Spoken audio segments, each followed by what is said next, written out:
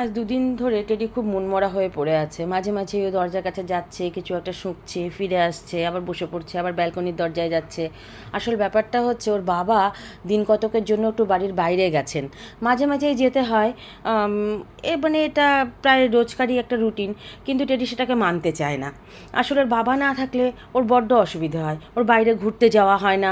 সবচেয়ে বড় কথা যেটা, আমরা নিয়ে যেতে পারি না। নিয়ে যেতে পারি না বলতে, রাস্তায় প্রচুর কুকুর আছে, এমনভাবে ছেঁকে ধরে আমি আর সামলাতে পারি না। টেডি বড্ড ভয় পায়। এই দেখুন, খাবার দিয়ে রেখেছি, ও খাবে, ও যতটুকু মন হবে খাবে, আবার ঘুমোবে, জল খাবে, একটু হয়তো আমাদের বাড়িতে যে টুলটুল পম্পম আছে ওদের পেছনে লাগবে। ওর রুটিনটা চলছে, কিন্তু কোনোখানেই যেন প্রাণ নেই। ও অপেক্ষা করছে কবে বাবা ফিরবে, বাবা কখন ফিরবে। ওর বাবা যখন ফিরবে আবার ওকে আদর করে তুষিয়ে বসিয়ে খাইয়ে দিয়ে চান করিয়ে ঘুরতে নিয়ে গিয়ে সে এক এলাহি আয়োজন।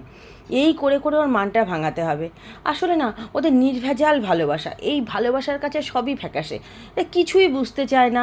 এটা বোঝার বোধহয় দরকারও নেই। কিন্তু এদের যে অনুভূতিটা, এটা যে কি মারাত্মক আর কি যে টান, এটা বোঝানো খুব মুশকিল।